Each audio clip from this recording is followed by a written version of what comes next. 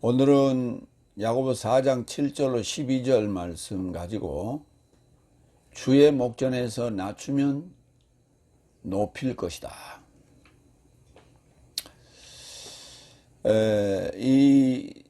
오늘 주제는 요한복음 3장 14절에 모세가 광야에서 뱀을 높인 것 같이 인자도 높임을 받아야 함이 높여짐을 받는 것이 마땅하다. 인자인 그가 높임을 받은 게 마땅하다. 인자는 그 목적어로 썼고 그가 높임을 받았짐이 마땅하다. 수동태로 썼어요. 그러니까 인자가 그가 되죠. 그러니까 인자가 높임을 받는 거죠. 거기에 대한 보충 설명 구절로서 주의 목전에서 낮추라. 그러면 주께서 네 삶을 높이실 것이다. 그러니까 낮추는 부분이 십자가 사건이에요. 근데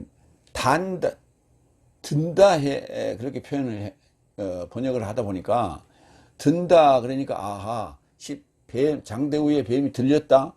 십자가 위에 예수님이 매달렸다. 이렇게 보는 거예요. 그러니까 그것 자체를 십자가 위에 매달린 것 자체를 든 것이다 라고 지금 번역을 했단 말이에요. 그 잘못된 번역이거든. 그게 히프소라는 단어예요. 높이다는 단어입니다. 그러니까 십자가 위에 들린 건 높인 게 아니에요. 낮아진 거예요. 그러니까 물리적인 형태, 물리적인 그 모습만을 상상을 하는 거예요, 지금. 그러니까 모세가 놋뱀을 광야에서 이렇게 높인 거가, 이게 높인 건데 이거를 갖다 들었다고 생각하는 거예요. 그러니까 여기에다가 예수님이 십자가에 매달린 걸 같이 동일하게 보는 거예요. 물리적인 현상만 보지 그 뒤에 숨겨진 이면의 의도는 전혀 파악이 안 된 거예요. 든 게 아니고 높인 거예요. 예수님이 들린 게 아니고 그건 낮아진 거예요. 십자가의 죽으심이 이게 낮아진 거죠. 근데 낮아졌다니까 또 땅으로 꼬꾸라져야 이게 낮아진 거라고 착각하는 거예요. 그러니까 눈에 뭐만 보인다고 그렇게 물리적인 단편적인 사고로 성경을 보니까 그렇게 번역을 해놓는 거예요. 그러니까 뱀이 든 것하고 예수님이 십자가에 올린 것하고 이거 어떻게 같은 거예요? 같이 그랬잖아. 지기법이라고. 뱀이 십자가에 매달린 거예요? 거꾸로 생각해봐. 예수님이 십자가에 매달린 거가 뱀이 십자가에 매달린 거예요?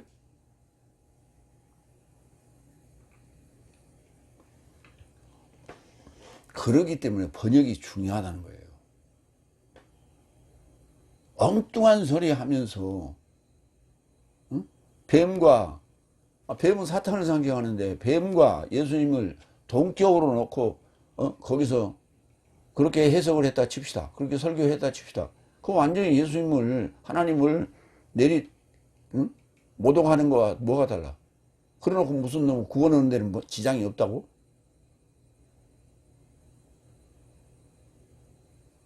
성령을 모독하는 게, 성령을 거역하는 게, 그게 말로 하는 거 아니에요? 성경을 해석을 잘못하고 성경 번역을 잘못하는 게 그 성령을 모독하는 거예요, 그게. 그 성령을 모독한 자가 어떻게, 현세에도 노임을 받지 못하고 내세에도 노임을 받지 못한다 그랬잖아. 근데 무슨 놈 그게 구원이 있어?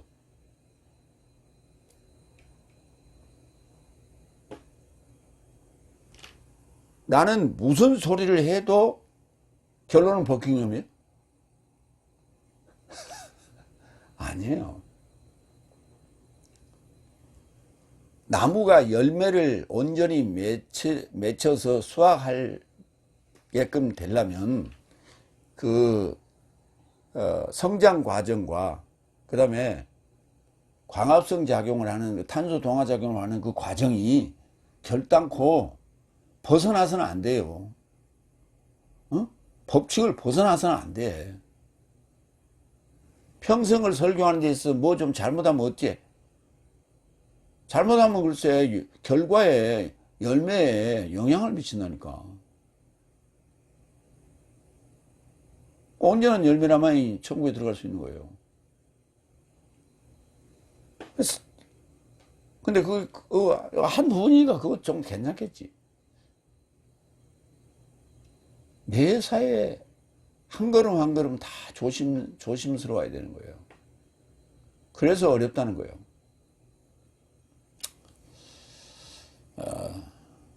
일어나고 야고보서 4장 7절 8절 첫 번째 대기 하나님께 굴복되라 접근하라 손을 깨끗이 하라 마음을 성결케 하라.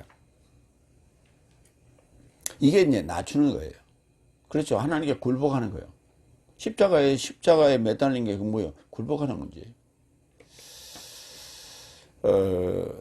요한일서 5장 7절로 8절에 하늘의 삼일체 아버지와 말씀과 성령 셋이 하나요. 땅의 삼일체 피와 물과 영이 하나다. 거기를 이제 그 땅의 삼일체를 물세례, 피세례, 성령세례라고 제가 언급을 했어요. 그런데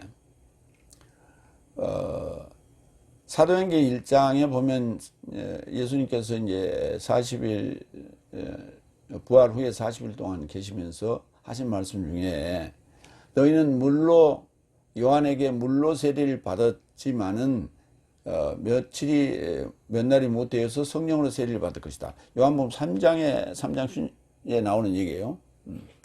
요한복음 3장에 나오는 얘기는 물과 성령으로 거듭나지 않으면 하나님 나라에 들어갈 수 없느니라 하는 얘기하고 맥을 같이 하죠. 그러니까 물과 성령으로 거듭난다라고 하는 것을 사도행전 입장에서는 요한의 물세례, 성령세례 이렇게 언급했어요. 그럼 피세례는 지금 언급이 빠졌단 말이에요.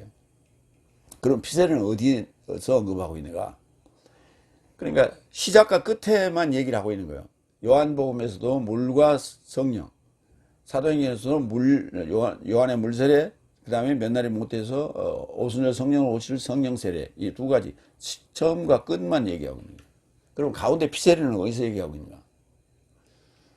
로마서 6장 3절 이하에서 얘기합니다. 거기서 그리스도와 함께 장사 지낸 게, 장례 지낸 게 그게 바로 피세례라 이렇게 언급하고 있어요. 그러니까 주님과 함께 세례받았다. 장사함으로 세례받았다. 이렇게 했어요. 그게 무슨 사건이에요? 십자가 사건 아니에요. 십자가 피세례 아니에요. 그래서 피세례에서는 로마서 6장 3절 이하에서 하고 있다 하는 말씀을 드리고 갑니다. 그래서 피세례는 어디서 언급 안 했는데요. 거기 언급되어 있어요. 첫 번째 7절 그런즉 내 삶은 하나님께 굴복되고 마귀에게 대항하라. 그러면 저가 내 삶으로부터 도망할 것이다. 굴복되고 이 수동태로 썼어요. 히포타소 마귀에게 디아볼로스 마귀는 형용사입니다. 대항하라. 안티스테미 대신 서는 거예요. 맞서는 거예요. 그러니까 대신 서다 맞서는 거예요. 대항하라. 그러면 저가 네 삶으로부터 마귀가 네 삶으로부터 도망할 것이다. 피우고 먼저 굴복봅니다. 로마서 8장 7절로 8절 그로 인하여 육체의 사고방식은 하나님의 이루고자 원수요 하나님의 법에게 굴복되지 않고 육체의 사고방식 자체가 하나님의 법에 굴복되지 않는다고요. 무조건 그냥 자기 마음에 안 맞으면 대항하는 거예요. 이게 바로 성령 해방체라는 거예요. 그게 성령 해방체가 뭐 따로 있는 게 아니에요. 하나님 말씀에 대항하면 그게 굴복하지 않으면 그게 성령 해방체예요. 그게 뭐 때문이냐? 육체의 사고방식 때문에 그래요. 육체의 사고방식이 뭐예요? 반대가 뭡니까? 영적인 사고방식이거든. 육체의 사고방식이 뭐예요? 물리적인 세상, 물리적인 세계, 우리 현상적인 3차원적 사고방식으로 성경을 풀어가는 거예요. 이게 육체의 사고방식이에요. 그 하나님의 말씀에 절대 굴복이 안 돼. 하나님의 말씀은 영적이거든. 그래서 역사적인 걸 강조하다 보니까 육적인 그것은 양념이에요. 영적인 것을 강조하다 보면 육적인 것이 양념이에요. 그 양념이 뭐냐? 이런 거예요. 우리가 영화를 보거나 연극을 볼 때, 배경이 있잖아요. 배경이 없으면은, 저 어디서 일어나는 현상이요? 저게 어디서 일어나는 현상이요? 이게 궁금하잖아. 머리가 복잡이잖아. 그런데 뒷 배경을 이렇게 보여주면, 아하, 저 산에서 일어나는 현상이구나. 들에서 일어나는 현상이구나. 도해지에서 일어나는 현상이구나. 그러니까 거기에 그 배경과 맞닥뜨려서 배우들이 하는 그 소리, 말에 대해서, 아, 그게 조화가 있구나. 뭐, 조화가 없을 때도 있죠. 어쨌든 간에 그 대화가 저기서 했었구나. 저기서 했었구나. 그런데 그 배우의 연기력을 보지는 않고 그 이야기의 줄거리에는 관심이 없고 어디 여행 가면 그 무슨 영화 찍었다던 그 장소다. 그래갖고 거기서 카메라 찍고 날지. 우리가 관심사가 그래. 일본 사람들 뭐 우리나라에 여행 오면 특히 무슨 드라마 찍었던 장소다 래갖고 막 그냥 떼거를 몰려다니고 날려고. 근데 일본 사람들은 그런 게 아니라 우리나라 사람도 그래요. 로마 가면 로마에 뭐 휴일 그 찍었던 뭐 오드리 헵번인가 그 찍었던 그 장소에 가서 또 카메라 찍고. 배경에 관심 있어. 배경에 관심 있단 말은 무슨 말이에요? 달을 가리키는데 손에만 관심이 있어. 달에는 관심이 없고.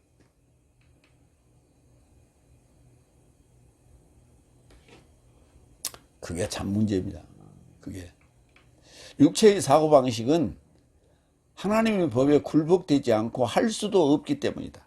그래서 육체 안에 있는 삶은 하나님에게 만족해함이 불가능하다. 절대 불가능해요. 육체적 사고방식을 가지고는 하나님 나라에 절대 들어갈 수 없어요. 그걸 버려야 돼. 그걸 바닥에 깔고 영적으로 해석을 해야 돼. 영적으로 봐야 돼. 그게 승화된다 그래요. 승화. 승화. 일반적으로는 이제 승화라고 그러고 성경에서는 교회에서는 성화라 그래. 신학에서도. 육적인 글로 써놨는데 영적으로 보란 말이에요. 그러니까 예수님이 누구냐부터 정의가 안 돼 있어서 그래요. 구약은 하나님을 듣고 써놓은 거예요. 하나님의 음성을 듣고 써놓은 거예요. 그 하나님의 음성을 듣고 쓴다는 게 이 귀로 들었다고 자꾸 착각을 해요. 마음의 귀로 들었다고. 마음의 귀로 듣고 써놓은 거예요. 인자야, 예. 마음의 귀로 듣고 써놓은 거예요. 근데 신약은 그 마음의 귀에 들리던 하나님이 실체로 오신 거예요. 오셔서 하신 말씀이, 오신 게 누구예요? 예수님이. 하나님이 직접 나타나신 거예요. 그래서 오셔서 하신 말씀을 써놓은 거예요. 그러니까 마음의 귀로만 듣고 써놓은 것은 구약, 실체가 오셔서 써놓은 것은 복음서. 그 다음에 그걸 전체를 가지고 주석, 설교, 해설로 써놓은 게 사도서신이에요. 거기 육적인 게 어디 있어? 육적인 자가 영적으로 마음에 울려오는 하나님의 음성을 들을 수 있어?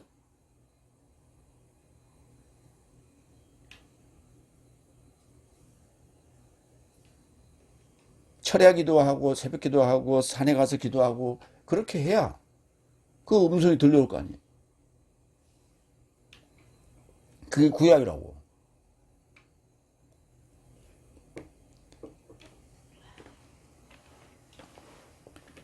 육체 안에 있는 삶은 하나님에게 만족해함이 불가능하다. 요한일서 4장 2절로 갑니다.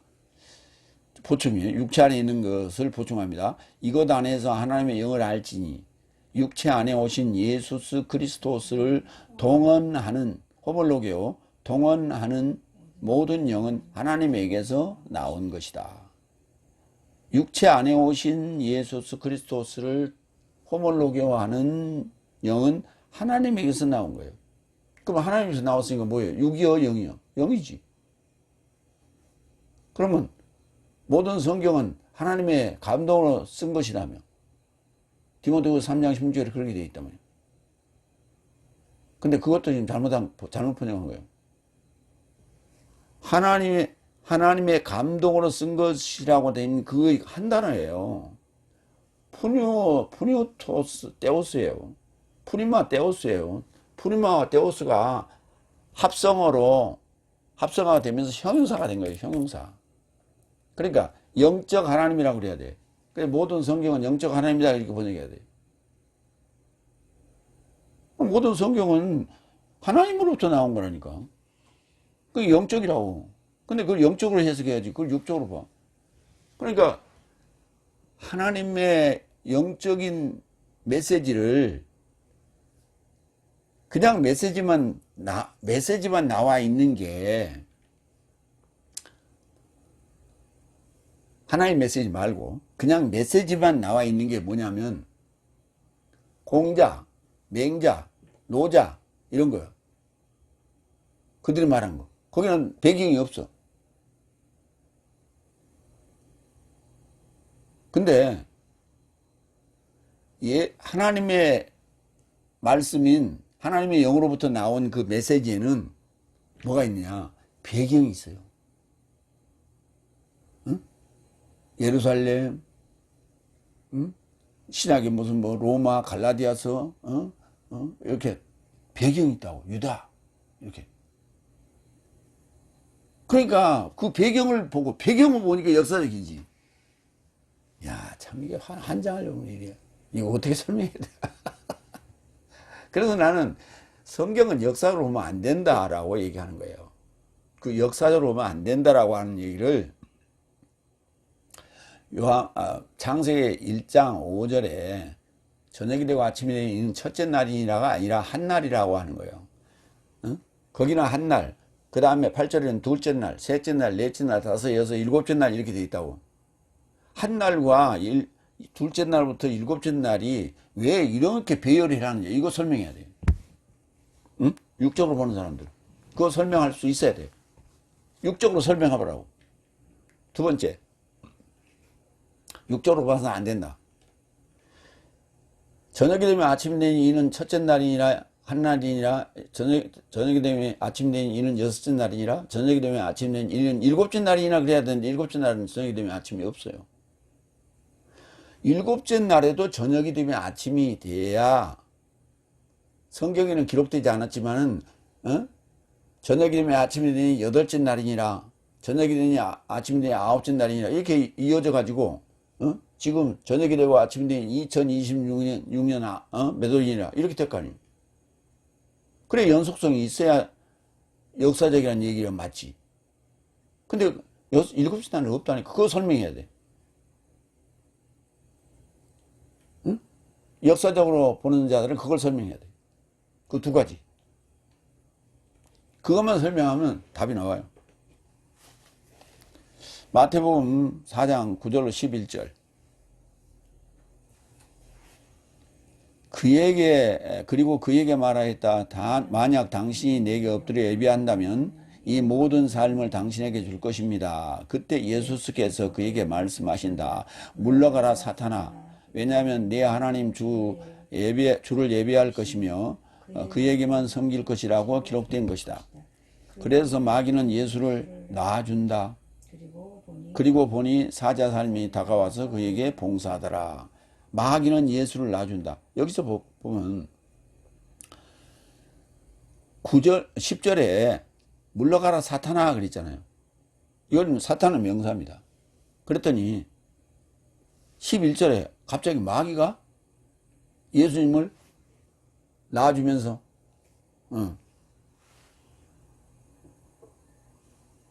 예수님을 붙들고 있다가 놔줬다고. 왜 사탄아 그랬는데 왜 마귀가 작동을 합니까? 사탄은 명사고 주체고 실체고, 마귀는 그 사탄의 행동이에요. 행태예요. 보여지는 현상이에요. 디아볼로스. 그래서 디아볼로스가 마귀 또는 중상 몰아가는 자, 그런 자. 그러니까 사탄의 행태예요. 그러니까 사탄이 뿔이 이렇게 이렇게 있어하고 이렇게 돌아다니는 게 아니고 마귀 짓을 한다고. 사탄 짓이 아니라 마귀 짓을 하고 다니는 거예요. 그 마귀로 위장을 하고 다니는 거예요. 마귀로 보이는 거예요. 그 실체를 예수님이 전곡을 찌른 거예요. 그러니까 우리가 그 서유기를 보면 삼장법사하고 손오공하고 저팔계하고 누구요? 손오공, 저팔계, 사오정 이렇게 넷이서 서역으로 말씀을 구하러 가잖아요.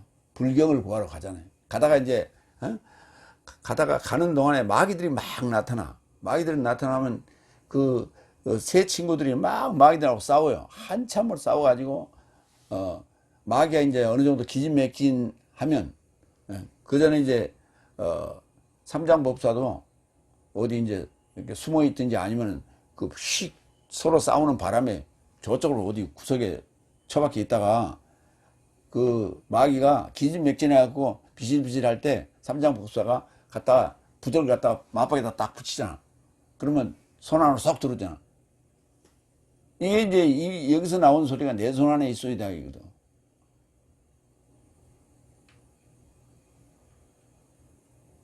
귀신은 문자에 지는 거예요. 그래서 그 부적을 갖다 붙이는 거예요.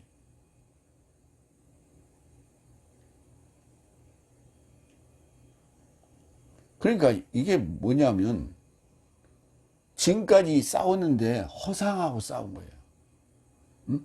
손오공, 사오정, 저팔이가 허상하고 싸우는 거예요. 마귀하고 싸우는 거예요. 근데 그 실체는 누구냐? 사탄이었거든. 그러니까 그 정체가 드러날 쯤에 갔다가 삼장법사가 부적을 갖다 딱 붙이니까 손 안에 딱 들어오잖아. 잡히잖아. 전국을 찌는 거예요. 그 얘기하고 이제 예수님의 시험 받는 상황하고 좀 비슷한 얘기예요. 그러니까 우리가 뭘 볼 때 그냥 거기에만 보지 말고 그것을 성경하고 또 이렇게 빗대어서 좀 보시라고. 그러면 이해가 쉬워져요, 성경이. 마태복음 5장 38절로 39절. 그가 눈 대신 눈을, 그리고 치아 대신 치아라고, 이빨 대신 이빨이에요. 구전된 것을 네 삶은 들었다. 그러나 나쁜 자에게 대항해서는 안 된다고 나는 네 삶에게 말한다. 오히려 누군가 내 오른턱을 치면 그에게 또한 다른 턱을 돌려드려. 아니, 나쁜 자에게 대항해서는 안 된다고 그랬다. 오늘 본문에서는 마귀에게 대항하라고 그랬잖아. 근데 이 나쁜 자에게 대항해서는 안 된다. 이게 원수까지도 사랑하라는 얘기예요. 내 이웃을 사랑하라는 얘기예요. 그래서 내 이웃이 나쁜 행동을 하면서 그렇게 오른턱을 치면 다른 턱을 돌려댈 정도가 돼야 된다. 왜? 복음을 위해서는. 그게 바로 원수 사랑하는 거거든. 그래서 원수까지도 사랑할 수 있어야 된다. 왜? 복음, 그가 구원을 얻어야 되기 때문인 거예요. 그러나 여기 마귀에게 대항하라는 얘기는 그렇게 나타나는 상황 말고 내 안에서 나타나는 상황을 얘기하는 거예요. 그러니까 상황이 좀 틀려요. 지금 마태복음 5장에서는 여섯째 날 얘기고 지금 오늘 본문 야고보서 4장 7절은 일곱째 날 얘기예요. 상황이 다릅니다. 마태복음 10장 23절. 왜냐하면 날이 다르기 때문에 서로 다른 소리가 적용이 되는 거예요. 근데 같이 봐버리면 왜 여기서는 대항해서는 안 된다 그러는 거죠? 저는 대항하라고 그러고. 이렇다 저렇다 하세요. 이렇게 되는 거거든. 근데 성경은 그렇게 날로 구분해서 본 적이 없거든. 마태복음 10장 23절. 그래서 이 성 안에서 내 삶을 박해하거든. 색다른 성에 다른 성을 이제 일컬을 때 색다른 성에 이르고자 헤테론입니다. 색다른 성에 이르고자 도망하라 또는 피하라. 왜냐하면 진실로 나는 내 삶에게 말한다. 내 삶은 사람의 아들이 오기까지 이스라엘의 성 삶을 결단코 완성하지 못할 것이다. 인자가 와야만이 성을 완성할 거예요. 그게 뭐냐? 오순절 성령으로 오신다는 얘기, 일곱째 날에. 일곱째 날이 됐을 때야만이 내가 들어가는, 전화로 들어가는, 복음 전화로 들어가는 그 성이 완성될 것이라는 얘기. 그 성은 누구예요? 각자. 성도들을 얘기하는 거예요. 각자.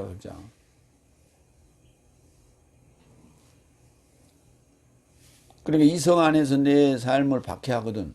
이 자가 네 복음을 거부하거든. 다른 데로 가라는 얘기예요. 다른 사람한테로. 그걸 성으로 지금 표현을 했어요. 성, 폴리스. 그래서 우리가 아성이란 말 썼잖아요. 아성. 나의 성 아성을 쌓는다. 그 아성. 그때는 왜 아성이에요? 나의 성이라고. 그러니까 성 그러면 지금 우리가 성이 밖에 어디 지금 고대 유적지나 성이 있지. 지금 성이 어디가 있어요? 응? 수원성. 거기 뭐 유적지지. 그게 무슨 뭐 겨우 남아 있을 뿐이에요. 나머지는 거의 다 흔적이에요. 다 무너지고. 두 번째 8절. 내 삶은 하나님에게 접근하라. 그러면 저가 내 삶에게 접근할 것이다. 죄인 삶이여 손 삶을 깨끗하게 하라. 두 목숨적인 삶이여 마음 삶을 깨끗하게 하라. 죄인 삶은 손을 깨끗하게 하고 두 목숨적인 삶은 마음을 성결케 하라고. 두 목숨적인 삶은 야고보서에만 지금 두 번째 나옵니다. 야고보서에만 나오는 소리예요. 언급하는 거예요. 왜? 이 경험은 누가 했기 때문에? 야고보가 했기 때문에 이렇게 쓴 거예요. 야고보가 이걸 했거든. 왜? 야고보가 다른 사람도 다 경험했어요. 그런데 그걸 절실하게 느낀 자가 야고보예요. 자기는 유대교를 믿는 입장에서 예수님이 자기 같은 한 배에서 나온 형 아니에요. 그러니까 그러면서도 조롱하고 했거든. 비아냥거리고. 그러다가 늦게 이제 깨달았단 말이에요. 그러니까 그동안에는 뭐 한 거예요? 간음한 거거든. 복음의 간음. 응? 다른 복음 받아들였거든. 복음의 간음을 했거든. 그래서 자기가 지금 간음하는 자예요. 그걸 알았기 때문에. 간음하는 자가 무슨 말이에요? 이부지자거든. 그러니까 지금까지 자기는 일구이연을 해왔다고. 언제까지도. 예루살렘 가서 기독교 거기 회장할 때까지도, 초기장 할 때까지도 일구이연 했거든. 아직 덜 깨달았어. 그걸 바울이 그 갈라디아 1장에 써놨잖아. 내가 베드로를 만나러 그 예루살렘에 올라가서 보름간 유하는데 다 내가 경험한 것과 제자들은 다 일치하는데 야고보만 다르더라. 이렇게 써놨거든. 그때까지도 지금 일구이연을 했거든.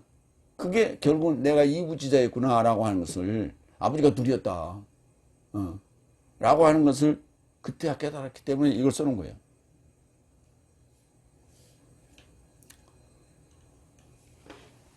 그런데 야고보를 행함이 없는 믿음은 죽은 믿음이다 이렇게 번역해 놓고 야고보를 완전히 똥집 막대기로 취급하니 참 한심한 얘기예요. 그게 신학자들의 입에서 나온 소리예요. 내 삶은 하나님에게 접근하라. 앵기죠. 이걸 이제 가까이 왔다 이렇게 많이 번역했는데 접근했다. 그러면 저가 네 삶에게 접근할 것이다. 죄인 삶이여 하마르톨로스 손 삶을 깨끗하게 하라. 케이르 손 두 목숨적인 삶이여 디프시코 두 목숨적 목숨이 두 개예요. 마음을 깨끗해요. 마음이 가늠을 한 거예요. 그래서 마음을 성결케 하라. 거룩하게 하라. 마태복음 4장 17절로 23절 17절과 23절 그때부터 예수께서 선포하기와 말씀하시기를 시작하셨다. 회개하라. 왜냐하면 하늘 삶의 나라가 접근한 것이다. 이게 가까웠다 이렇게 표현했는데 접근한 것이다. 그래요. 접근한 게 훨씬 더 표현이 좋죠. 23절로 갑니다. 그리고 예수께서 갈릴리아 전체 저 삶의 회당 안에서 가르치시며 나라의 복음을 선포하시며 백성 안에서 모든 병과 모든 약한 것을 치유하시며 돌아다니시더라. 하늘 삶의 나라는 의인이 하늘에 계신다는 거예요. 의인만이 하늘 안에 있어요. 그러니까 하늘 삶의 나라가 뭐냐? 의인 삶의 나라예요. 의인의 나라라고요. 그게 천국이라고 하는 것은 의인이 들어가는 나라예요. 죄인은 못 들어가요. 천국이라는 표현은 의인, 마태복음에 나오는데 의인 삶의 나라. 근데 핵심은 여기서 의인 삶의 나라가 됐든 하나님의 나라가 됐든 핵심은 나라예요. 그러니까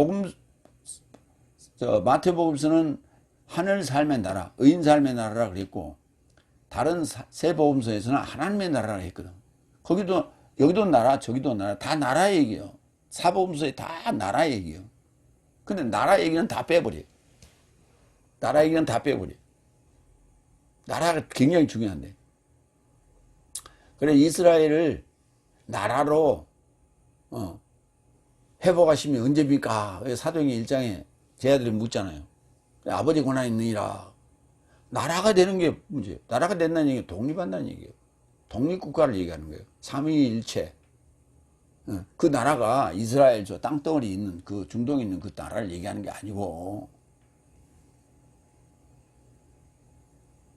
그걸 그렇게 해석하면 안 된다고. 제자들은 3년 동안 공부를 했는데 그렇게 얘기하면 헛것 배운 거예요. 내가 이스라엘 아니요.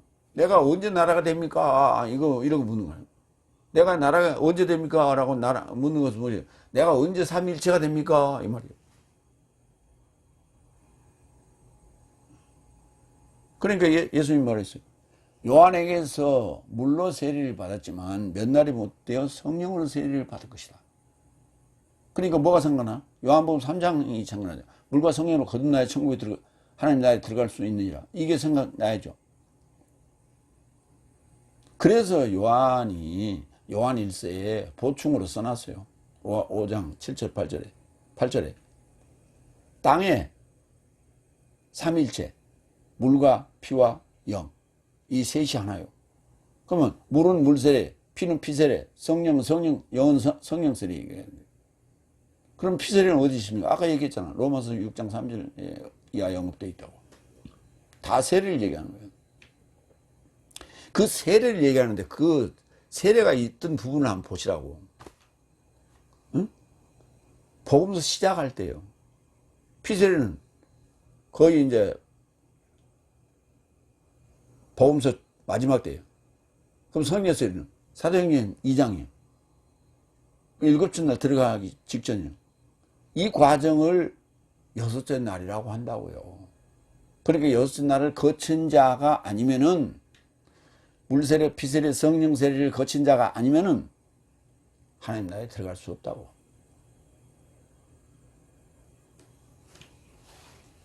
이렇게 정확하게 가르치면 그런가 그래야 되는데 에이 뭐 그런 게 어디가 있어 그런다고. 자기가 알고 있는 게 아니면 자기가 배운 게 아니면 자기는 어떻게 알았어. 교수님한테 배웠지, 선생님한테 배웠지, 목사님한테 배웠지. 그 엉터리로 배워놓고 그게 자기가 전부라고 우기고 있는 거예요. 새로운 얘기를 할 때 받아들이려고 하지 않아요. 이게 문제야 진짜.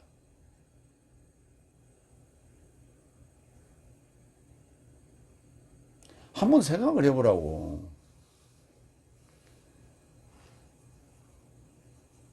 의학 박사나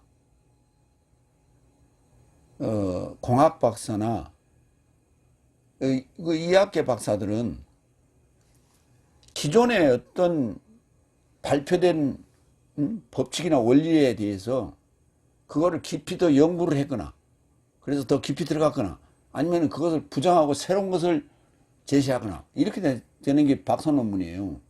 근데 기독교 박사 논문은 뭐 그런 거 있어요? 전부 짜집기 해갖고 누가 뭔 얘기했다 뭔 얘기했다 하고, 그건 레포트요.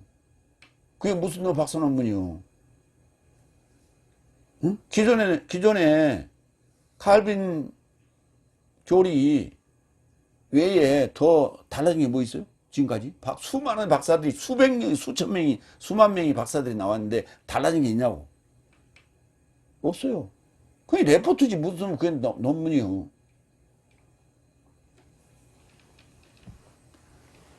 칼빈 교리를 벗어나질 못해요.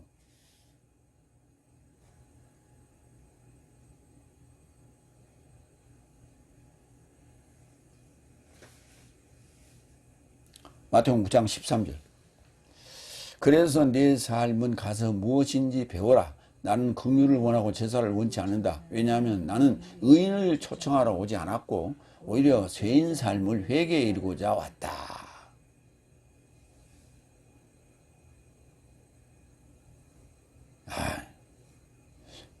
의인, 실체로 오신 이가 의인이에요. 실체로 오신 하나님이 의인이라고. 그분이 예수님이에요. 그러니까 내 이전에는 의인이 하나도 없다고. 하나님 외에는 의인이 하나도 없다고. 그냥 그 전에 자칭 의인들이요. 그 자칭 의인들을 초청하러 온 게 아니고 죄인 삶을 초청하러 왔다고. 죄인 삶을 회개에 이르고자 왔다고. 그럼 그 죄인 삶은 어떻게 죄인이 됐습니까? 율법을 받으면 죄인이라는 걸 알게 되는 거예요. 그걸 깨닫는 거예요. 율법이 적용이 돼서 당신이 죄인이요 하는 거예요. 그 법이라고요. 그게 법, 어? 형법, 민법이 아니고 형법이라고. 당신은 사망에 이르는 죄를 지었소 라고 율법이 나한테 이게 주어진 거예요. 이게 교회 딱 나오면 이거 주잖아. 이게 법이라고.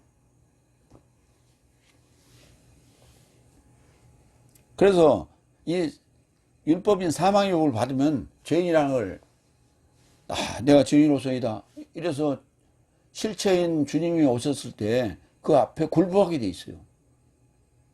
그 굴복한 자는 예수님이 초청 받는다고, 그 회개를 받아주신다고. 그게 회개를 받아주는 게 초청하는 거예요. 그러니까 우리가 교회에 나온다는 얘기, 회개부터 시작하는 거예요. 회개로부터. 회개하고 그때부터 내 삶을 바꿔야 돼. 메타노예요. 마태복음 9장 15절. 이 삶을 저 삶에게 전하시다가 보니 관원이 와서 내 딸이 이제 생을 마쳤다고 말하고 그에게 예배하더라. 그렇지만 가셔서 그녀를 접하여 당신의 손을 얹으소서. 그러면 살 것입니다. 참 대단하지 않아요? 이 믿음이, 이 사람.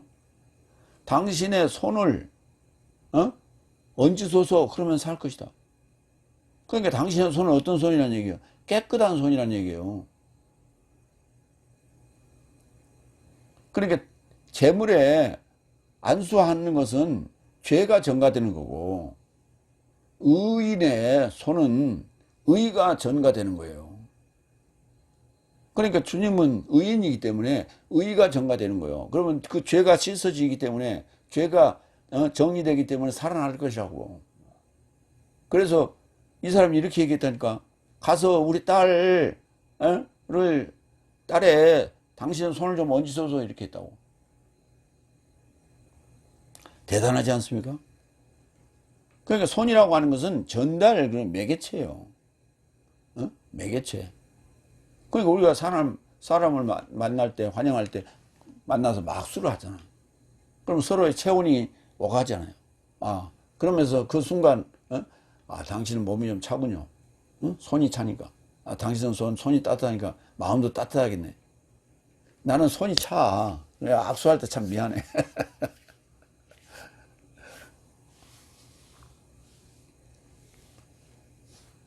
야고보서 1장 8절. 그의 모든 길 살 안에서 불안정한 자는 두 목숨적인 사내이다. 여기 야고보서 1장 8절에 언급했어요. 그 다음에 오늘 지금 본문에 야고보서 4장 7절에 여기 또 8절에 언급합니다. 두 번 나와요. 두 목숨적인 사내, 두 목숨적인 남자, 이부지자, 일구이언하는 자는 이부지자라. 아버지가 둘이요. 그러니까 우리 엄마가 어쨌다는 얘기예요?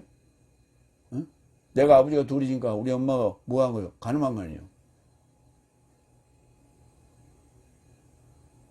그 얘기라고. 두 목숨적인. 목숨이 어떻게 두 개, 무슨 뭐, 뭐라, 쌍둥이? 얼굴이 두 개인데 몸뚱이 하나. 이게 아니고. 얼굴이 두 개인데 몸뚱이 하나인데 어떻게 그게 마음을 성결케 합니까?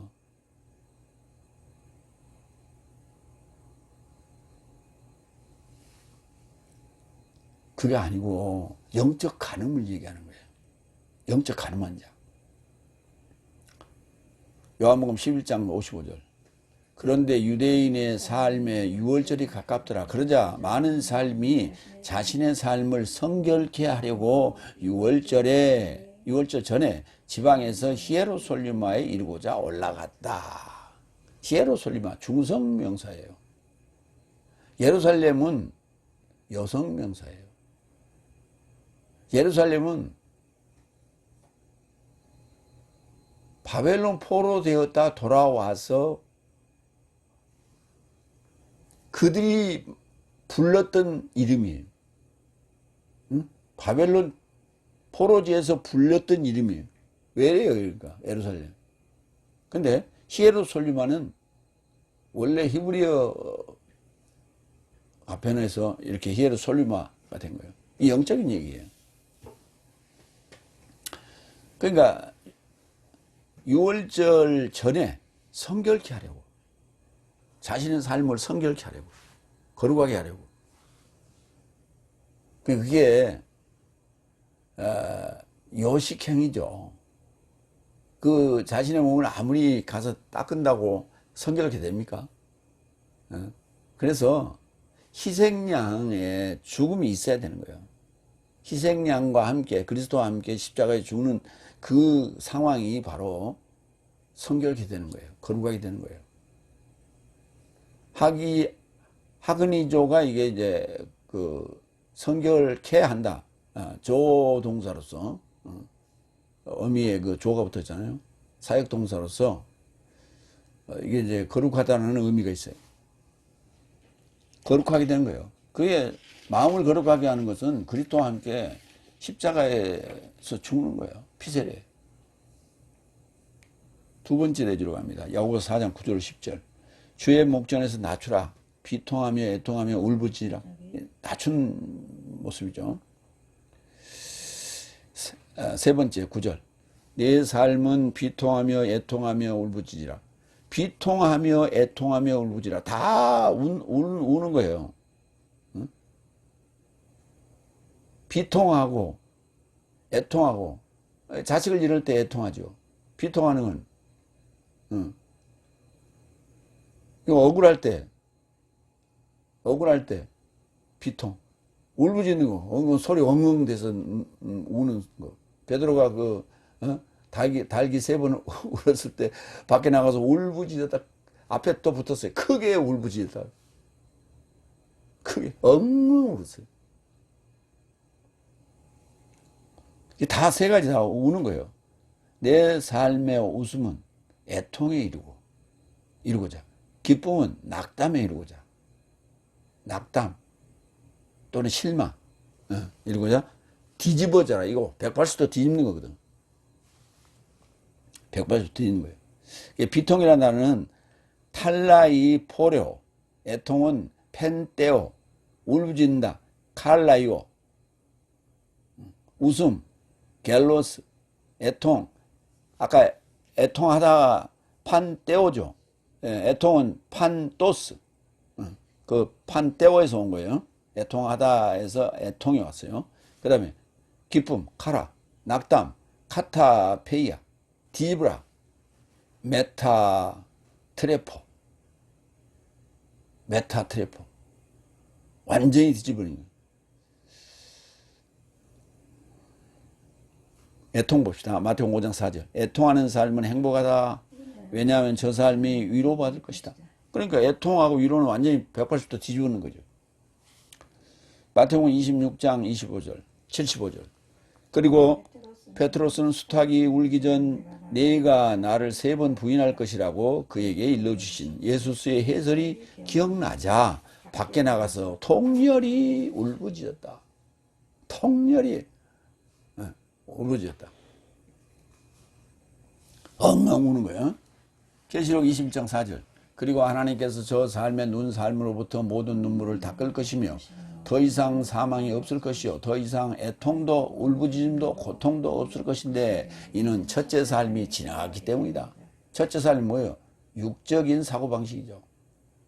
육적인 사고방식을 뒤집어라는 얘기예요. 엉엉 울어 비통하든지 애통하든지 하면 뒤집혀요. 그게 뭐냐면 주님 앞에서 낮아지는 거예요. 그러면 주님께서 너희를 높이실 거예요. 그게 새하늘과 새 땅이에요. 그러니까 저 하늘과 저 땅은 무조건 낮아져야 돼. 나 하늘인데 그러고 뻐기면은 그래 너는 저 불 속이나 들어가라. 그렇게 되는 거예요. 하늘이라는 생각을 버려야 돼요. 그 하늘이라는 생각을 갖게 한 자가 누구예요? 사탄이라고. 가짜 하나님. 가짜 하나님이 사탄 하늘이요. 그걸 넷째 날 해, 달, 별, 일월 성신을 분정해 뒀다 이렇게 표현하는 거예요. 그러니까 넷째 날 해, 달, 별을 분정해 놨어. 응? 후계는가 청지기로 이렇게 분정해 놨다고. 그걸 이제 구약에서 쭉 얘기했잖아. 일월 성신에 대해서 계속 나오잖아. 그런데 구약에서만 일월 성신에 대한 얘기를 하는 게 아니고 마태복음에서 24장에도 나오죠. 해, 달, 별, 빛을 잃고 떨어지는 얘기. 그 다음에 계시록에 계속 나오잖아요. 해, 달, 별, 빛을 잃고 떨어지잖아. 그게 뭐예요? 여섯 날 들어가게 되면 다섯째 날까지 하늘이요 하고 뻗대고 있던 그게 떨어진다고. 그게 계시록에서는 정확하게 12장 7절에 하늘에 전쟁이 있었다고. 미가엘과 사탄과 그 종들이. 미가엘이란 말이 무슨 말이에요? 미가엘이 그냥 천사가 나타나서 싸움을 해갖고 천사가 이겼다. 그게 아니고 미카엘 사상전쟁이에요. 누가 같은가? 엘 하나님과 누가 하나님과 같으냐? 누가 진짜 하나님이냐? 이 싸움이라고요. 일곱째 나팔이 부러지면 누가 진짜 백의 하나님이냐? 누가 가짜 하나님이냐? 이게 싸움이 벌어지는 거예요. 어디서? 내 안에서. 그래서 진짜가 나타나니까 가짜가 내려가야지. 그래서 용과 그 사자들이 땅에 내쫓기는 거예요. 이제 예수님이 와야지 그 잡아서 집어넣어야 돼. 히브리서 12장 11절. 그래서 모든 훈육은 당면하는 자를 향하여 기쁨이라 생각하지 않고 오히려 서러움이라고 생각한다.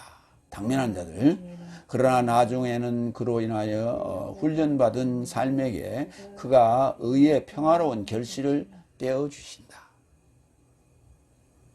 우리 그 논산훈련소 가면 이런 얘기. 훈련 때 한 방울의 땀은 전쟁에서 한 방울의 피와 같다. 그러니까 얼마나 땀방울을 흘렸냐에 따라서 네가 전쟁에 이길 수도 있고 질 수도 있다는 거예요. 그렇게 얘기를 하죠. 그 얘기예요. 의의 평화로운 결실을 떼어주신다. 열매 맺는 거죠. 훈육. 훈육 받은 걸 누가 기쁨이라고 생각하는 사람이 누가 있겠어요? 어? 아이고, 좀 쉬게 하지 말이야. 아이고, 힘들어 죽겠는데. 참, 논산훈련소, 그 훈련 받을 때 생각이 나는군요. 한여름에 갔어요. 7월 2일 날. 7월 2일에 가가지고 아마 한 일주일 정도 후에 이제 그 25연대로 그 배정을 받았는데, 거기서 이제 훈련 받을 때는 뭐 걷기도 하고 뭐 뛰기도 하고 이제 그랬는데, 이 각계 전투를 하러 저 황산벌까지 가야 되는데, 얼마나 뜨거워. 비도 오고. 거기를 뛰어가다 뛰어오는 거야. 온 몸에 땀이 그냥 후들후들. 모기는 왜 그렇게 또 많아? 화장실에 앉으면 그냥 완전히 모기 밥이요. 네. 그때 기억이 아직도 생생합니다. 갈라디아서 1장 17절. 내 삶을 선동하는 삶과 그리스도스의 복음을 뒤집기를 원하는, 여기 뒤집다는 말 나오죠? 아까 뒤집으라 했죠? 뒤집기. 복음은 사탄들, 이단들 입장에서는 복음을 뒤집어야죠. 복음을 뒤집기를 원하는 어떤 삶이 있지 않거든. 다른 복음은 없다.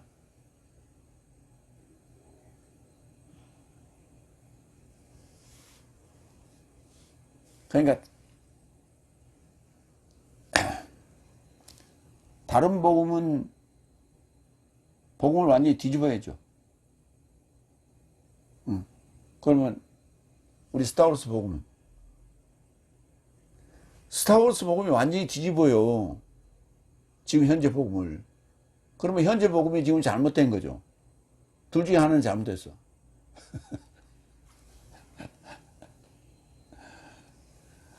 이 갈라디아 1장 17절 내용은 고린도후서 11장 4절에 다른 예수, 유사한 예수, 다른 복음, 다른 영을 잘도 받아들인다, 잘도 용납한다라고 사도 바울이 탄식했던 부분입니다. 하고 늘 같이 하는 거예요. 그러니까 로마서가 나오고 로마서, 갈라디아서, 그다음에 고린도전후서 이렇게 나가잖아요. 그래서 로마서가 엄청나게 어려운 얘기를 썼거든. 그거를 추려서 좀 간략하게 쓴 게 갈라디아서예요. 그 다음에 부분 인용한 게 고린도 후서 전서예요. 그렇게 이해하시면 돼요. 그래서 갈라디아서는 작은 로마서라. 그러니까 로마서의 핵심만 뽑아가지고 좀 줄여놓은 책이다. 이렇게 보시면 돼요. 네 번째, 10절. 주의 목전에서 낮추라. 오늘 이제 본문이죠. 그러면 주께서 네 삶을 높이실 것이다. 근데 우리는 이제 되게 낮추는 사람들은 보면 어때요? 완전히 밟아버리죠. 이게 지금 육적 세계예요. 그래서 약육강식 그래. 그래서 누구를 만나든지 질려고 하지 않냐고 늘 훅가시래요, 이렇게. 그래서 자기를 상대에게 돋보이게 해야지, 얕보이게 하면 상대가 나를 깔아뭉개거든. 그래서 자존심을 꺾지 않는 거예요. 특히 복음적인 측면에서는 더합니다. 세상은 말할 것도 없고, 상대가 나보다 더 알면 굴복하면 돼요. 근데 그걸 인정하려고 하질 않아. 그거 자꾸 따져. 네 어디 사람이냐? 어디 학교 나왔니? 어디서 배웠냐? 선생이 누구요? 그거 알아서 뭐하게?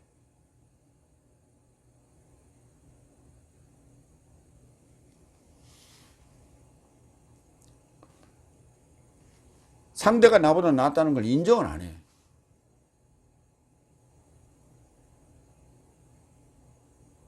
그러니까 이 조직폭력배들은요, 깡패들은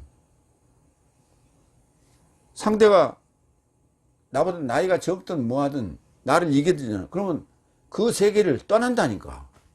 그걸 포기하고 자기 데리고 있었던 부하도 다 주고 떠난다니까. 그 장군의 아들이 보면 구마적, 신마적 다 떠나잖아. 김동완이한테 다 저 새파란 어린아이한테 다 맡기고 떠나잖아.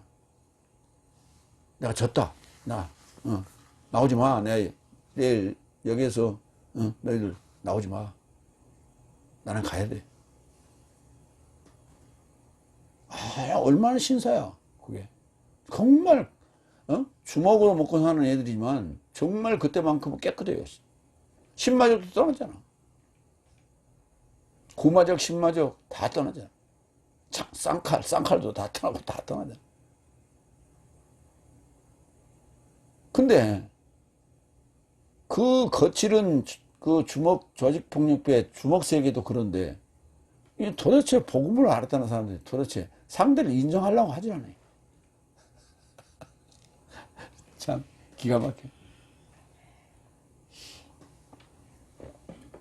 뭐 삿바잡고 싸워야 되나?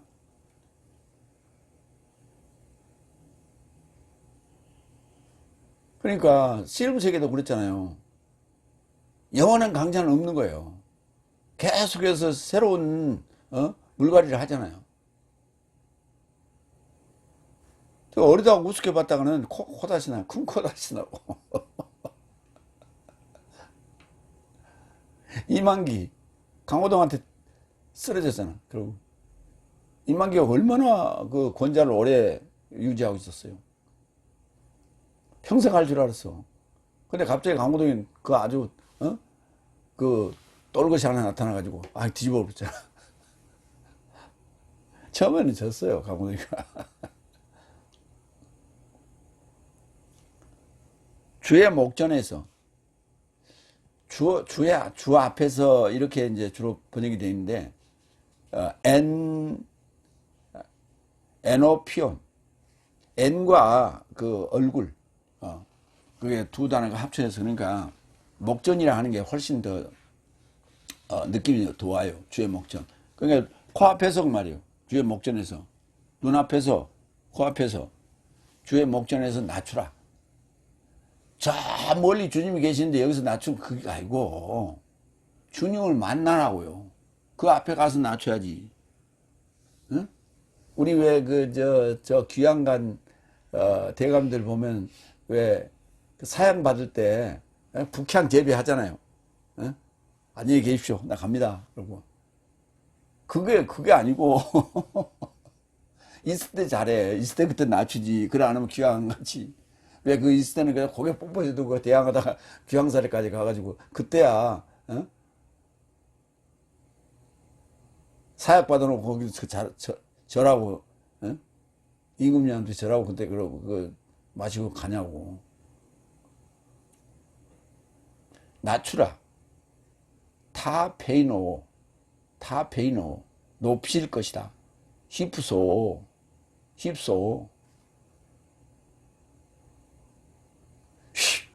이러고 높인다고. 타페요 낮추는 거예요.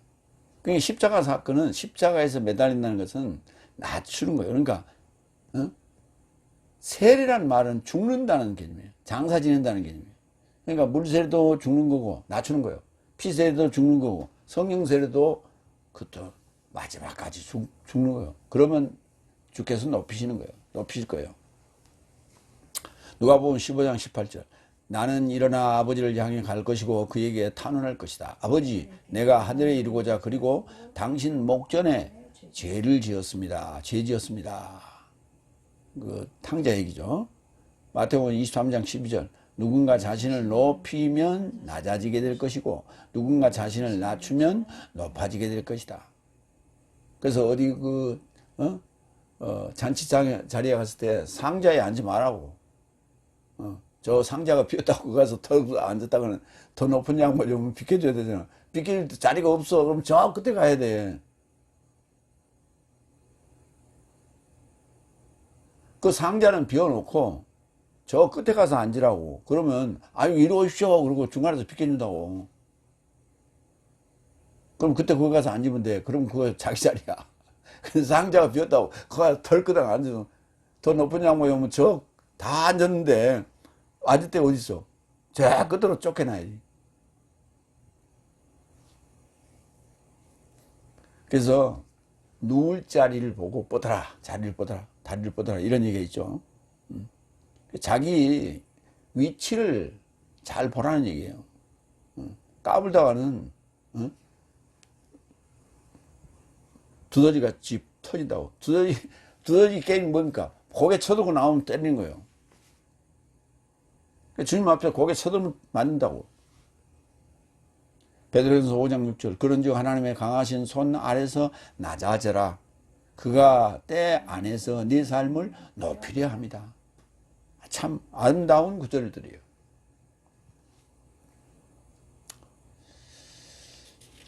세 번째 야고보서 4장 11절로 12절. 다섯 번째 11절. 서로 세 번째 되지. 서로 삶에 비방하지 말라. 다른 이웃을 판결하지 말라. 결국은 내가 하늘이다 라고 높이는 거예요. 누구에게 하는 소리예요?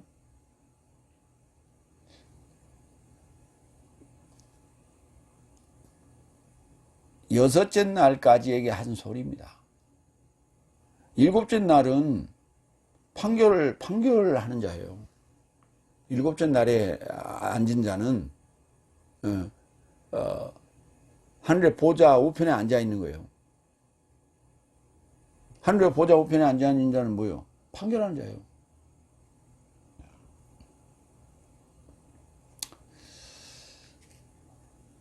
역사적으로 성경을 보는 자들 한마디 더 하겠습니다. 부활하신 예수님은 승천하셨는데 어느 하늘로 갔어요? 어느 별로 갔어요? 재림하실 예수님은 어느 별에서 옵니까? 그때 오실 예수님은 코가 있을까요? 없을까요? 승천하신 예수님은 코가 있었어요? 없었어요? 코가 있다는 얘기는 산소를 호흡한다는 얘기예요. 근데 올라가면 산소가 없는데? 하늘 올라가 봐. 산소 없는데? 어느 하늘로 가셨는데? 순간적으로 가버렸기 때문에, 무지하게 빠른 순간적으로 가버렸기 때문에 산소가 필요 없다고?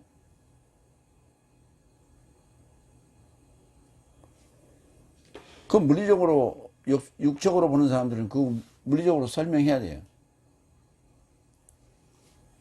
그거 설명 못하면 영적으로 보시라고. 그럼 다 설명이 돼. 성령이 풀어진다고. 다섯 번째, 형제 살며 서로 삶에 비방하지 말라. 그의 형제를 비방하는 자와 형제를 비방하지 말라는 얘기입니다. 다른 삶을 비방하지 말고 형제 삶을 비방하지 말라고. 형제를 비방하는 자와 그 형제를 판결하는 자는 법에 속하여 비방하며 법을 판결한다. 법을 판결한다고. 얘가 법을 판결하거든. 법의 행위자가 아니라 오히려 재판관이다. 그러니까 법의 행위자가 되라는 얘기죠. 다시 말해서 법의 사역, 그 앞에서는 아까 사역자라고 그랬는데 여기는 갑자기 또 행위자로 또 등장합니다. 좀 범위를 좀 넓게 잡은 거예요. 어디까지? 사망의 법과 생명의 영의 법까지를 포함하고 있는 거예요. 그렇기 때문에 그 행위라는 표현을 쓰고 있어요. 비방하다, 카타 랄레오가 전하다는 단어죠. 내리 깔면서 깔본다는 얘기, 깔본다는 얘기, 비방한다는 얘기. 판결, 크리노, 법, 노모스.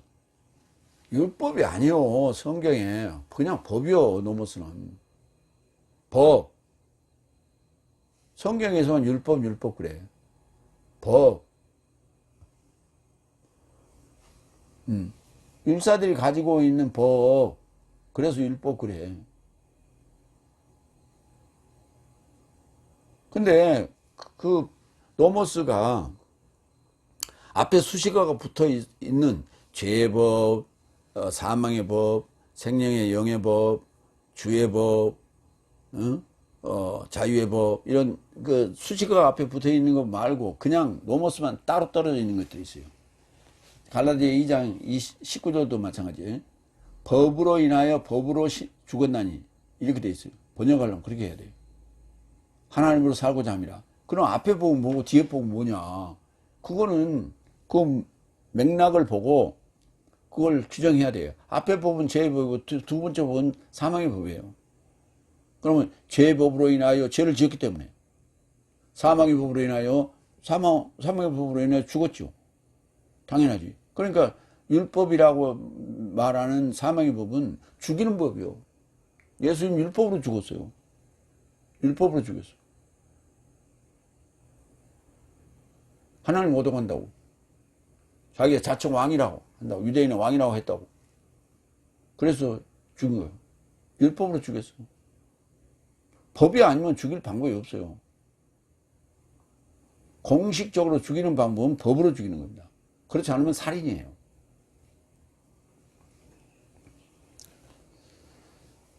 그래서 노무스로 돼 있어요. 노무스를 그 맥락에서 본문 그 맥락에서 어느 법으로 적용할 것이냐 라는 것은 번역가나 해설자의 책임이에요.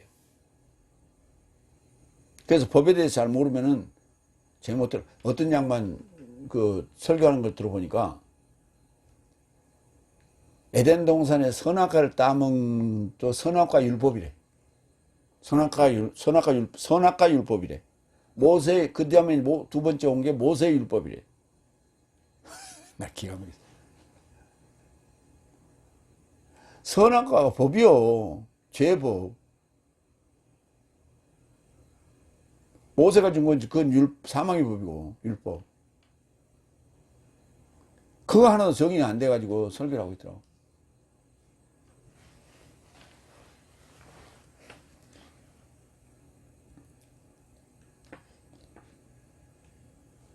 베드로전서 2장 12절 민족 삶 안에 있는 내 삶의 생활 방식을 좋은 것으로 가지라. 이는 그 안에서 행악자 삶 같은 내 삶에겐 비방하고 좋은 일에서 나서 관찰하는 감독의 날 안에서 하나님을 영화롭게 하려 함이라. 행악자 같은 삶, 내 삶에게는 비방을 해야 돼요. 그 내 스스로가 지금 그렇게 내 자신을 자비판하는 거예요, 지금. 비방하고. 행악자 삶일 때는 그래야죠. 근데 형제의 삶일 때는 형제가 뭡니까?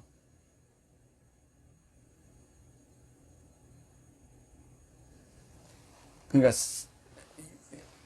일반적인 육적인 형제든 영적인 형제든 형제가 가장 강력하게 싸워요. 남과 남일 때는 치고받고 내가 뭔 일 같으면 굴복합니다. 근데 형제지간에는 그래 안 해. 절대 굴복하는 법이 없어. 그러니까 그게 그런데 이제 성경에 나오잖아요. 그 야곱과 에서 이런 거 그런 얘기들이 많이 나오는데 그러니까 여섯째 날과 다섯째 날이 싸우면 누가 이겨?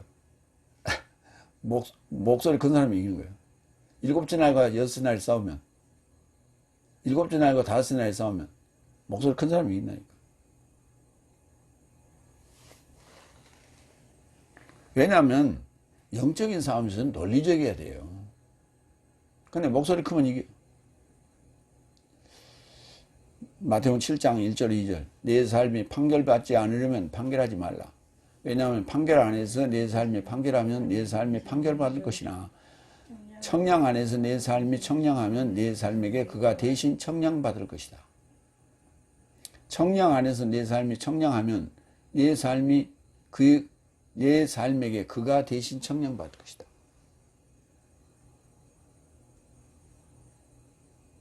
청량하라고. 옳고 그름을 청량하라고. 판단하지 말고 판결하지 말고. 판결한다는 얘기는 이거는 아예 너는 안 돼. 너는 지옥이야. 이렇게 하는 거예요. 그게 아니고 너는 지금 다섯째 날이야. 그러니까 여섯 날로 가야 돼. 이렇게 얘기해야 돼.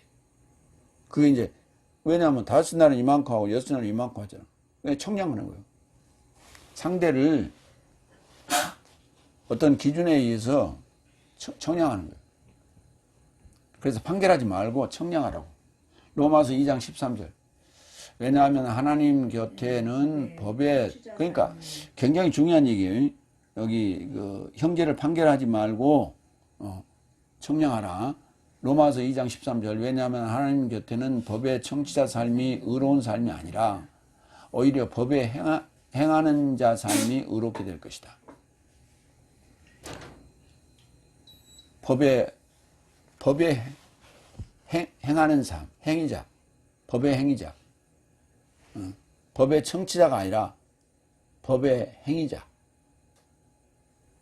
그러니까 이게 좀 행함이라고 하는 이 차원은 법의 문제. 일곱째 날에는 사역. 그래서 일곱째 날 전까지는 법의 행위자 삶이다. 이렇게 표현했어요. 그러니까 행위자 삶이 어렵게 될 것이다. 근데 법을 어떻게 다 행합니까? 율법을 어떻게 다 행해요? 율법을, 여기서 이제 율법을 얘기하는 거예요. 지금 두 번째 오신 모세의 율법을 얘기하는 거예요. 로마 7장 12절. 그같이 실로 법은, 율법은 거룩하며 계명도 거룩하며 의로우며 선하다. 이 부분을 자꾸 놓치더라고요. 죄와 사망의 법만을 얘기하면서 7장은 놓치고 죄와 사망의 법 8장을 언급하면서 죄가 사망의 법이고 사망의 법이 죄래. 그래갖고 법이 하나래. 그래서 로마서 7장 12절은 놓치고 가더라고. 굉장히 중요한 구절을 그런 실수하지 말라고 이 구절 넣는 거예요. 로마서 7장 12절. 율법은 거룩하며 계명도 거룩하며 의로우며 선하다고. 하나님이 주신 법이라고. 죄인들에게 하나님이 주신 법이요. 죄인들을 자유롭게 돌아다니게 하면 누가 죽여도 누가 할 말이 없어요. 누가 죽여버려도 할 말이 없어요. 죄인이기 때문에. 왜? 그 죄는 사형에 해당되는 죄거든. 그러니까 그들을 보호하기 위해서는 법을 줘가지고, 법으로 가지고 그들을, 체포에다가 판결해서 구금해야 돼. 그러면 옥 안에 안전하게, 일정 기한 동안 보호받을 수가 있어요. 옥이라는 게 가둬놓는다 라는 의미도 있지만은 보호처로서의 의미도 있어요. 그래서 우리를 가두는 것은 주님이 거기 찾아오게 하시려고. 주님이 오실 때 실체로 오실 주님이 여기저기 돌아다니지 말고 그 옥에만 오시게. 그 옥이 어딜까? 교회라고. 교회 오면 얼마나 쉬워. 그래서 예수님이 오시고 회당만 찾아다녔다고. 회당에 가면 다 그건 모여있거든. 거기 가서 제대로 내가 위탁교육 보내놨는데 제대로 훈련 받았고 이제 졸업할 자들을 내가 찾으러 왔느니라 그랬다고. 그래갖고 겨우 12 찾았어. 12. 응? 이어서 내가 법을 판결하거든 법의 행위자가 아니라 포이에테스, 행위자가 아니라 오히려 재판관이다. 법을 판결하거든. 법을 판결하면 법을 잘 다뤄야 돼요. 요즘 이제 우리나라에도 이제 그 법을 가지고 잘못 다룬, 잘못 적용한 자들에게는 법 왜곡죄라고 해가지고 만약에 죄목이 분명한데 무죄를 줬다든지 이런, 그다음에 거의 무죄에 가까운데 형량을 엄청나게 때렸다든지, 그건 법 왜곡죄에 해당돼 가지고 그 판결하는 판사나 기소하는 검사나 이제 법 적용을 받게 돼 있어요. 그전에는 없었거든. 지금부터 있다고. 그 얘기예요, 지금 오늘 얘기가. 네가 법을 판결하거든 법의 행위자가 아니라 오히려 재판관이다. 재판관이 재판을 하는데 뭐 자기 마음대로 하면 안 되죠. 법대로 해야지. 야고보서 그러니까 우리가 지금 성경은 법입니다. 이게 크게 보면 전체가 법이에요. 이 법을 어떻게 적용 잘 하느냐 하는 거예요. 이게 우리에게 이 복음을 전하는 자들에게 맡겨진 그게 책임이에요. 근데 함부로 휘둘르면 법 애곡죄로 잡혀 들어간다고. 응? 누가복음 18장 1절로 2절. 그래서 예수께서 저 삶에게도 절망하지 않고 항상 저 삶을 기도함이 마땅함을 향하여 비유를 말씀하시더라. 말씀하시되 어떤 성 안에 하나님을 두려워하지 않고 사람을 따돌리지 않는 어떤 재판관이 있더라. 불의한 재판관이죠. 네, 불의한 재판관. 그러니까 재판관 중에 이렇게 법 왜곡죄에 해당되는 그 법을 적용받아야 될 자들이 있다고. 6번째 12절 갑니다. 그러지 말라는 거예요. 구원함도 멸망함도 가능한 분인 입법자와 재판관은 한 분이시다. 그런데 너는 누구이기에 다른 이웃을 판결하느냐? 다른 이웃을 판결하느냐?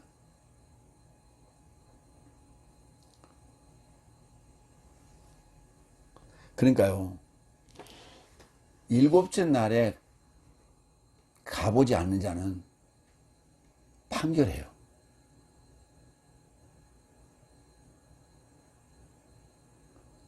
뭐 어디가 이상하면 저 신천지 아닌가? 그 이단 아닌가? 이게 입에 붙어 있어야 해요. 그게 재판관이에요, 지금. 그게 함부로 들 얘기해.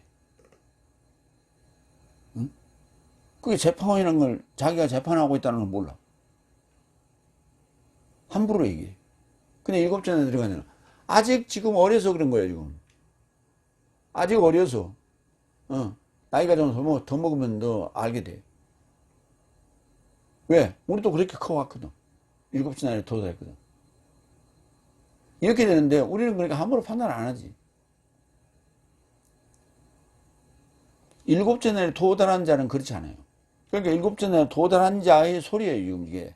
이 소리가. 7째 날에 도달한 야고보의 말이에요, 이게. 7째 날에 도달하지 않는 자는 이 말을 하면 이게 무슨 말인지 모르고 지금 짓거리는 거지.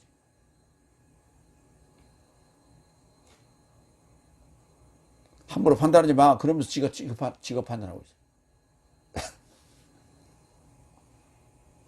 구원함, 소조, 멸망함, 아폴리미, 입법자, 노모테테스, 법을 만드는 자, 법을 제정하는 자, 입법자. 오늘날 얘기하면 국회거든요. 그 이제 삼권 분립에 의해서 나눠져 있지만, 하나님이 다 하셨죠. 입법도 하시고, 재판도 하시고, 구원도 하시고, 멸망도 시키시고, 이웃, 플레시온. 야고보서 2장 14절 봅니다. 내 형제의 삶이여 만약 누군가 믿음을 가졌노라 하며 말한다면 그러나 사역 삶을 갖지 못한다면 무슨 유익이냐? 그 믿음이 그를 구원함이 불가능하지 않겠느냐? 믿음을 가졌노라 하면서 사역을 하지 않는다면 무슨 유익이 있냐? 무슨 유익이 있어요? 아무 유익이 없다고. 구원 없다. 이 믿음이 그를 구원함이 불가능하지 않겠느냐? 가능하지 않다고. 거기에 이제 구원할 수 있겠느냐? 이렇게 되는데, 그 숫자가, 구원할 수 하는 이 숫자가, 헬라어로는 디나마이, 가능하다는 단어예요. 예, 디나미스는 능력이 되고요. 가능하다는 단어인데, 우리 글에 보면 뭐 할 수 이렇게 돼 있잖아요. 숫자가 명사랍니다. 나 오늘 지난번에 국어 그 전문가가 이렇게 강의하는데 그 들어보니까 그게 뭐 할 수가 명사래요. 그러니까 뭐 할 수 없느니라 있겠느냐 이렇게 보니까 안 맞아요. 그냥 그대로 저 동사를 살려줘야 돼. 불가능하지 않겠느냐 이래. 가능하지 않는다는 얘기, 불가능하다. 가능하다는 단어가 디나미예요. 그렇게 번역해야 돼. 마태복음 그렇게 이제 번역 거의 그렇게 하려고 했는데 간혹 이제 숫자가 들어간 데도 있어요. 마태복음 10장 28절. 그리고 목숨을 살해함이 불가능하나 몸을 살해하는 삶으로부터 두려워 말라. 그러나 몸과 목숨을 지옥 안에 멸함이 가능한 자를 더욱 두려워하라. 그러니까 사탄은 목숨을 살해할 수는 있어. 그러나 몸은 살해하지 못한다. 그러니까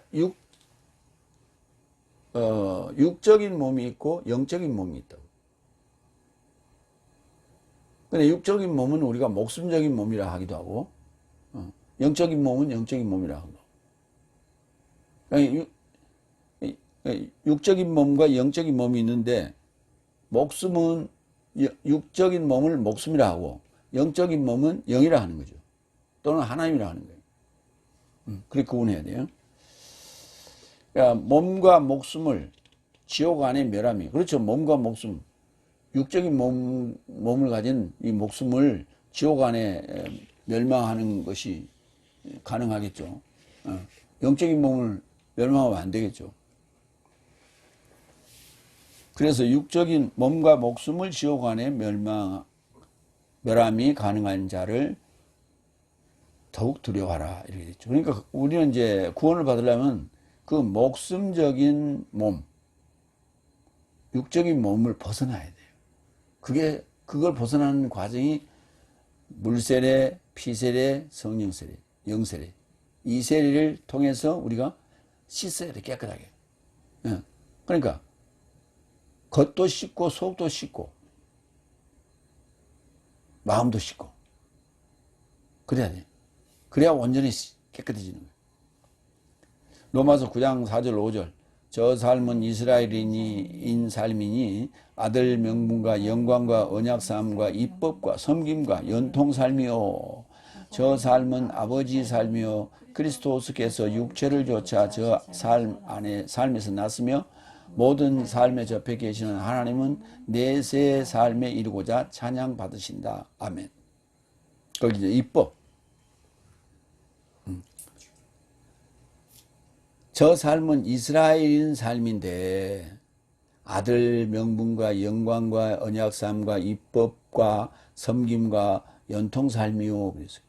저 삶은 아버지 삶이요. 그러니까 우리가 그렇게 돼야죠. 이스라엘이 된다는 얘기는 아들 명분을 가진 것이고 영광도 가지고 언약삶도 있고 입법도 할 수 있고 섬김과 연통을 이 연통이란 단어, 연통하다 연통이란 단어가 이게 자꾸 나오는데 이게 뭐냐면 족보 얘기예요. 아브라함서부터 노아까지도 족보가 있지만 아담부터 노아까지도 족보가 있지만 아브라함서부터 그리스도까지 족보가 굉장히 중요한 거예요.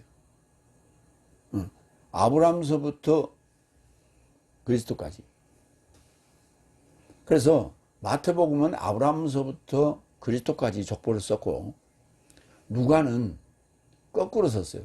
거슬러 올라가서 하나님까지, 아담 위에 하나님까지 썼어요.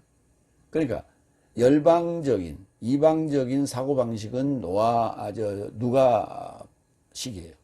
여기서 거슬러 올라가는 거예요. 그래서 하나님까지 올라가는 거예요. 그런데 그러니까 그 말이 무슨 말이냐면 이런 거예요. 유대인들은 아브라함부터 조상으로 보는 거예요. 아브라함을 조상으로 보는 거고 이방 사람들은 하나님까지 올라가는 거예요. 그렇기 때문에 하나님부터 아담으로 노아까지 얘기는 고대 종교에 다 유사한 얘기가 다 있어요.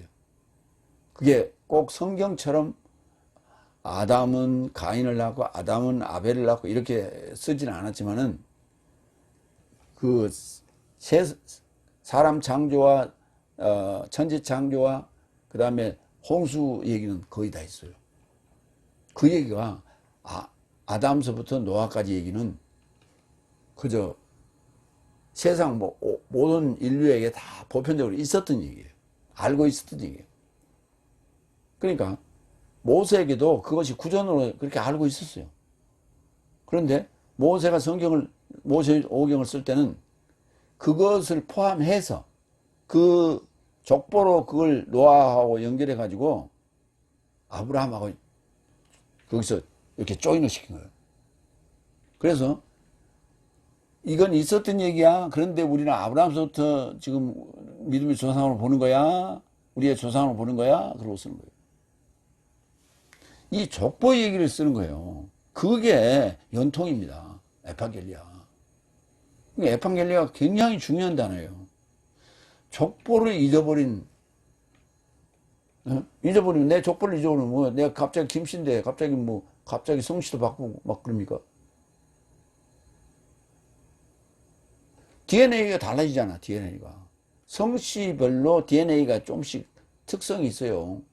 특화되어 있어. 근데 그 DNA 자체가 바뀌어 버렸는데 성씨가 바뀌면 그러면 이 뿌리가 뭐냐? 잘 모르겠는데 성경은 자기 뿌리 얘기예요. 뿌리 찾는 거예요. 종교는 얘기가 마르종자예요. 그게 뿌리 찾아가는 거예요. 그게 종교입니다. 뿌리를 찾아가는 거예요. 그러니까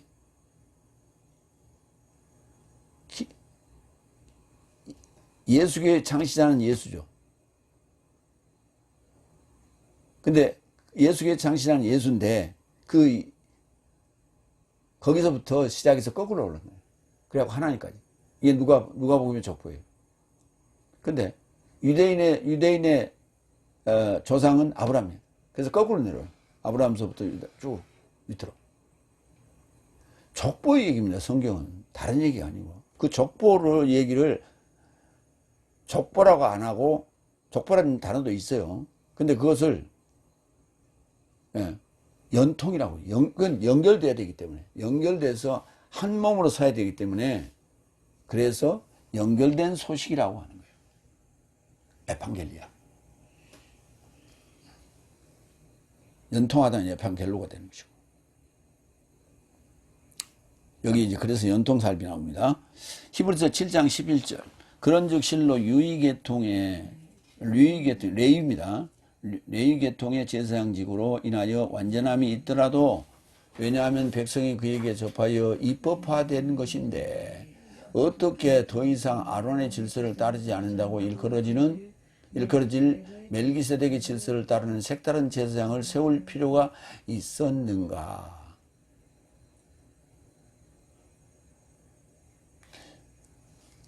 레위계통의 제사장직이라야 맞죠. 그건 입법화되어 있는데 어떻게 멜기세덱의 질서를 따르는 다른 제사장, 색다른 제사장을 세울 필요가 있었는가.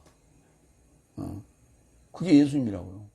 멜기세덱의 질서를 따르는 제사장. 예수님은 레위 지파가 아니에요. 유다 지파지. 성경은 유다에서 구원이 난다고 했거든요. 그렇기 때문에 반드시 레위 지파가 아니라 유다 지파에서 구세주가 나와야 맞는 거죠. 그래서 예수님을 멜기세덱의 질서를 따르는 대제사장이 된 것이죠. 입법화 되었던 것인데 입법화, 법을 제정했단 말이에요. 법적으로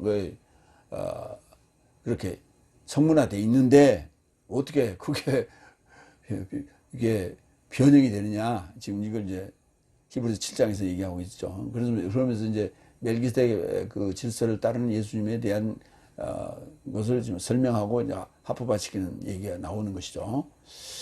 어쨌든 주의 목전에서 너 자신을 낮추라. 그러면 주께서 너를 높이실 것이다. 마무리합니다. 하나님께 굴복하고 마귀에게 대항하라. 저가 내 삶으로부터 도망할 것이다. 죄인 삶이여 손 삶을 깨끗이 하라. 깨끗게 하라. 두 목숨적인 삶이여 마음 삶을 성결케 하고 비통하며 애통하며 울부짖으라. 내 삶의 오숨은 애통에 기쁨은 낙담에 이르고자 뒤집어져라. 주의 목전에서 낮추라. 그러면 주께서 내 삶을 높이실 것이다. 내가 법을 판결하거든 법의 행위자가 아니라 재판관이다. 구원함도 멸망도 가능한 분인 입법자와 재판관은 한 분이시다. 그런데 너는 누구이기에 다른 삶을 판결하느냐 하고 의문문으로 끝납니다. 아멘. 기도하겠습니다.